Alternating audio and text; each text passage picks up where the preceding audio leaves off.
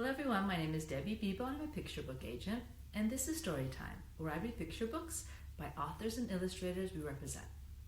So today's picture book is about homework, doing homework, avoiding homework, making excuses for homework. So I have a question for you guys. What do you do when you didn't do your homework and your teacher asks for it? What do you do? What do you say? Well, let's see what our hero says. This is our little hero. In the book, I Didn't Do My Homework Because, by Davide, Cali, and illustrated by Benjamin Chaud. Benjamin is French, and his name in English means Benjamin, warm or hot. Warm or hot, Benjamin Chaud. And he's a fantastic illustrator. So let's begin. I Didn't Do My Homework Because, by Davide, Cali, and Benjamin Chaud, published by Chronicle Books.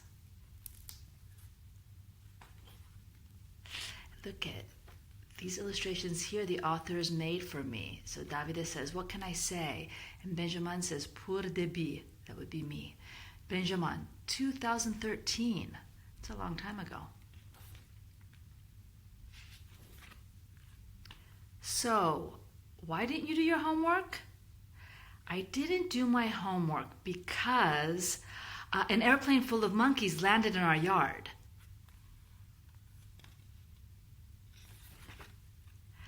A rebellious robot destroyed our house. Look at that. Can you imagine?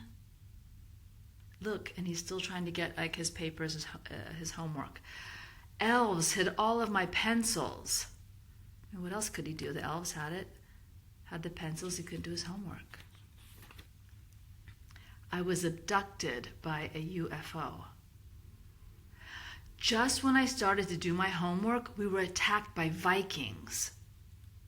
Can you imagine? Look at that. Giant lizards invaded my neighborhood. Look at the bus full of people. Some cough medicine that my doctor prescribed had a strange effect on me. Oops. I had to help my uncle build a high-tech do my homework for me machine, but when we finally finished, it didn't work. My dog was swallowed up by another dog, so I spent the afternoon at the vet. I was at my cat's funeral. Some escaped convicts from the local jail hid in my bedroom and wouldn't come out. My uncle was challenged to a duel by a neighbor. My grandpa and his band were making too much noise and I couldn't concentrate. We ran out of firewood, so I sacrificed my workbooks to stay warm. Must have been a big sacrifice.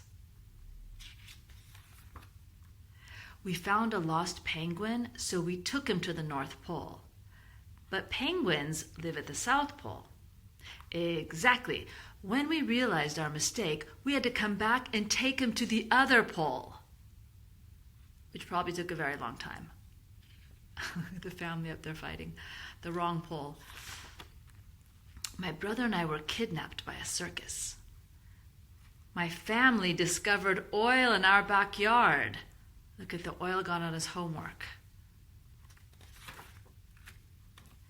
I gave my pencils to Robin Hood. A famous director asked to use my bedroom to shoot his new movie. Some strange birds made a nest on our roof. We had a problem with carnivorous plants. Our roof suddenly disappeared. The neighbors asked if we could help them look for their armadillos. Can anybody see where the armadillos are?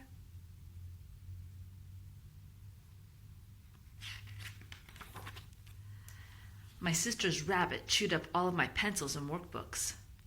My brother had his little problem again. A tornado swept up all of my books. So why don't you believe me? Because I've read the same book. Look, the same cover. Giant lizards never invaded my neighborhood. Giant lizards never invaded my neighborhood. Giant lizards never invaded my neighborhood. And so on, and so on, and so on. The end.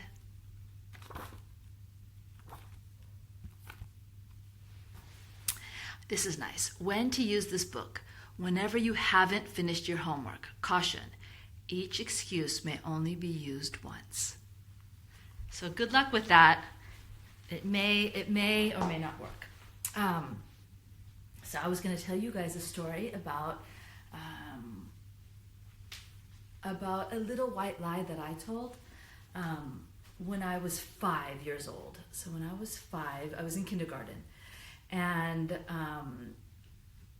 I think I liked homework. I don't know if we had homework at the time, but I liked school. But every day at lunchtime, the teacher would ask 2 kids to go to the milk room to collect the milk in like this big carton, so that 2 kids had to go because they each had to carry one side and bring all like the 24 cartons of milk back to the classroom. And so every single day, the teacher would call on 2 different students. So every day she would say, oh, let's see. So Jimmy and Nancy or whoever. Every day I'd raise my hand like, oh, me. And she never called me. So what did I do? And I still feel very bad about this. I still kind of feel guilty, and I haven't told a lot of people, except for my husband and my son. They know the story. So one day I was fed up because the teacher didn't call on me again. And so I hid, when the milk came back, I hid my carton. I hid it in a cubbyhole, in somebody else's cubbyhole. And then I went to the teacher and I said, there isn't enough milk. I didn't get my carton of milk. And the teacher said, oh no, I thought we counted 24 or whatever the number was. So why don't you go to the milk room and get a carton of milk for yourself? So I was so happy. I took the long way to the milk room. Like the milk room was probably like a straight shot, like a beeline, but I went like all around, and I picked up the milk carton, then went all the way back around. I remember just being so happy, walking up at the sky, feeling so good with my milk carton. But when I got back in the classroom, guess what? Somebody found that milk carton. They were all seated, all the students were seated in a circle, and the teacher was going around asking each kid if that child had taken the milk carton. And she said, you won't get in trouble. We just want to know who did it because it's not honest to hide the milk carton. And so they were going around, so I sat down and they were going around, and I was thinking, as each student was saying, no, it wasn't me, I was thinking, what can I say, what can I say, what can I say? Heart racing. And unfortunately, I didn't tell the truth. I didn't. And I wish I had, but I didn't. So I said, no. It's embarrassing. I said, no, I didn't take the milk carton. I was the one who didn't have the milk. That's terrible. I even added that little thing onto it. And the teacher said, oh yeah, right. So anyway, they never found out who took the milk carton. It's still a mystery today. Now you guys know. And I was the one who took it. And I'm not proud. I'm not proud of this story. That's why I'm telling you guys, because it isn't good to tell a lie. In this case, I do think it was a white lie, but the whole reason I'm telling you guys this story is I wanted to ask you guys, and there's no right or wrong answer. We know my answer was wrong, but what would you have done? What would you have done in my shoes? Having done that, and when you had the chance to fess up, when the teacher says, Debbie, did you take the milk carton? What would you have said? Because I now have a new response decades later. But anyway, so that's it. That's the story. That's today's story. Getting out my magic magnifying glass to see who's out there today. And I see, hello Milo. I see Milo. I see Valentino. I see Ben. I see Holly and see you guys soon. Thanks a lot. Bye-bye.